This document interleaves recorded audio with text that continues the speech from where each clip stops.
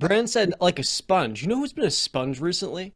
A sponge man. Austin Reaves. In his Oh, last 4 games, Austin is averaging 25 points, 5 rebounds, 7 assists, and last night he continued his streak of ridiculous foul drawing. In the last 4 games, he has went to the foul line 54 times. Now, Austin Reaves has developed his repertoire in foul drawing coming out of pick and roll, but the question is, guys, is Austin Reaves manipulating a broken system favoring Lakers players to get into the foul line? What do you think?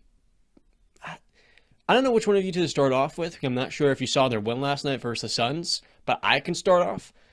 What Austin Reaves is doing right now is it's ridiculous. Number one, to see a second-year player dominating in the fashion he has, but you can't be mad at Austin Reaves. You can't hate the player. You've got to hate the game.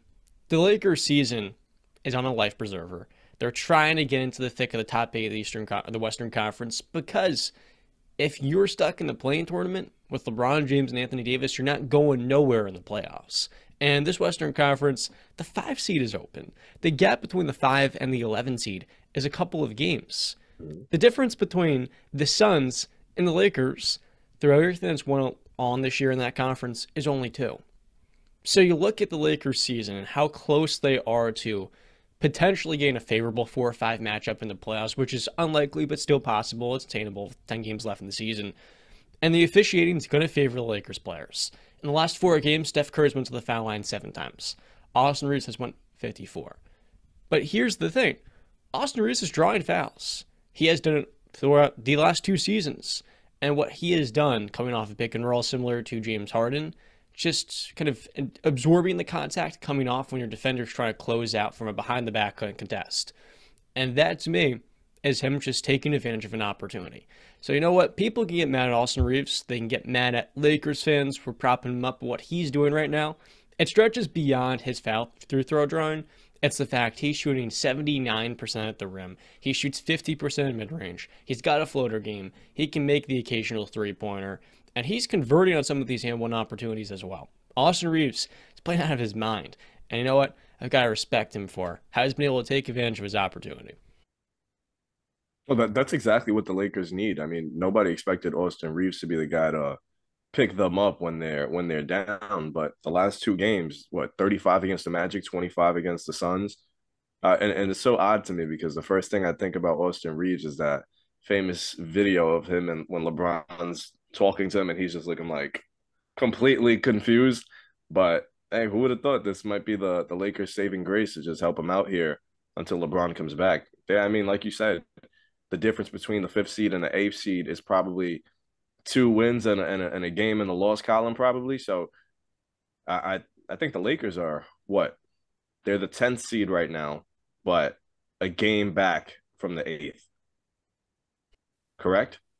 They are half a game back from the eighth. Half a game back because the loss column too, right? And but who would have thought, man, if Austin Reeves keeps this up and Anthony Davis is playing the way he played last night, the Lakers can make a run here. Back to back wins now. You got to start building some momentum here. We have what, about 9 games left in the regular season. You can't stumble. You can't go through with a 500 record. No, you got to excel. yeah. I agree with all your points. Listen, this race in the West right now from 4 to 10, even I mean, you can even throw in Utah and New Orleans because 35 wins, they're right there.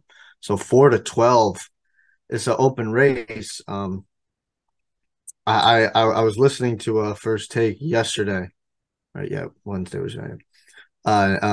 JJ asked Stephen A and Mad Dog if they remember West being this tight, this late in the season. And, 'cause JJ said he couldn't remember it, and they've obviously been watching basketball longer than him. So both guys couldn't remember this is just seems so unprecedented to me where these teams are like, bro, in like 2 days, 3 days, this whole thing can shift from 4 to 12.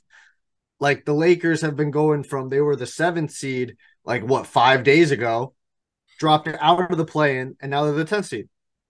like in a span of 5 days. That's ridiculous. So this last, I think it's like for all teams, it's like somewhere between 8 and 10 games left, maybe 11 for one team. I don't know.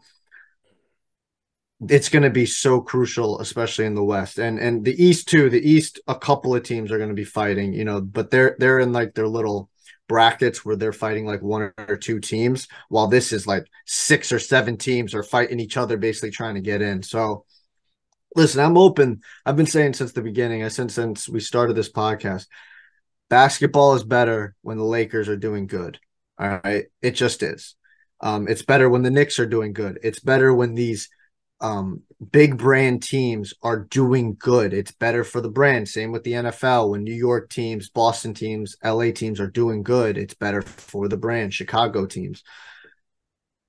So I've been saying I want the Lakers to succeed. I want to see LeBron and AD in the playoffs, also because we haven't been able to see LeBron defend his throne or crown in the last 2 years. So I want to see this. Darvin Ham, I think a couple days ago, said that he expects LeBron to be back before the end of the regular season. I kind of do too. I think I expect maybe him to play in 1 or 2 games. Maybe 3 is pushing it. Maybe in April, or just to get his feet wet a little bit. But I really want to see them in the playoffs, and I'm telling you, man, if LeBron and AD are healthy, this team can compete with some of these top tier teams in the West because of how many questions there are throughout all the team. I mean, Denver, they haven't been playing well as of the last week or so, and their defense is still suspect. Memphis, Josh just coming back. We don't know how that's going to play out. You got Sacramento, who a lot of people love. They've taken a big jump, but I don't think they're ready for that big jump, the next big jump yet. Phoenix, KD is down.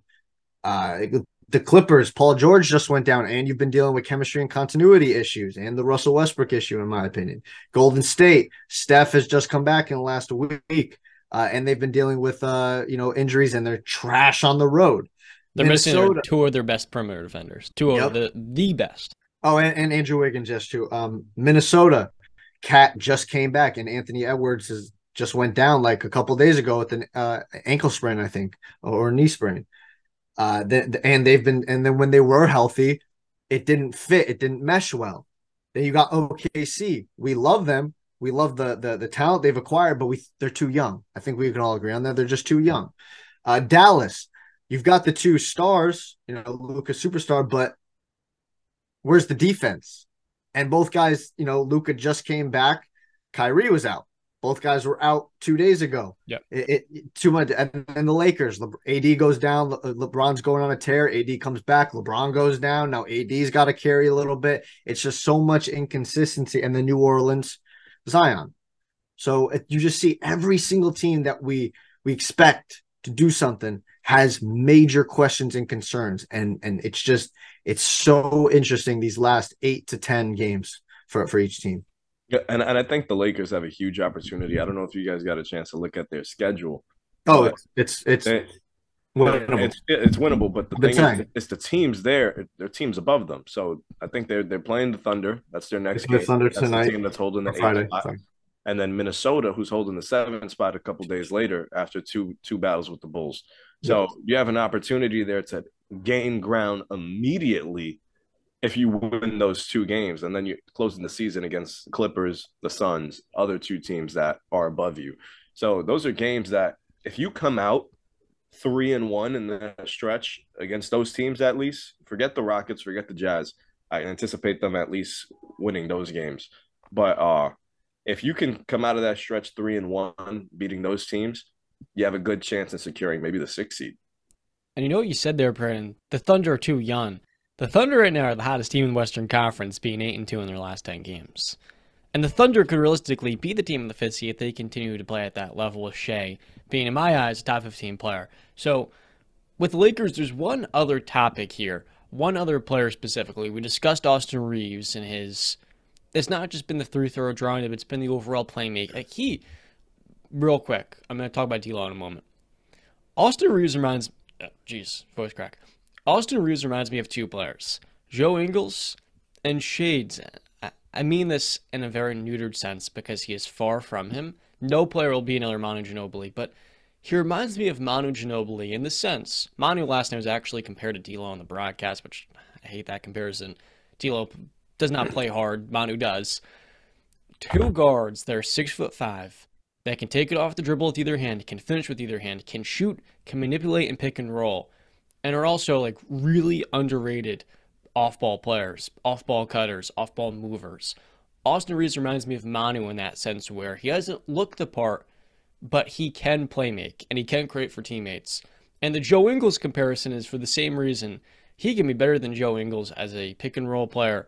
But that type of injection for a guy that's 24 years old, he was a three-star recruit, had to transfer to Oklahoma after 2 years at Wichita State. Austin Reaves, his story is nothing less than remarkable.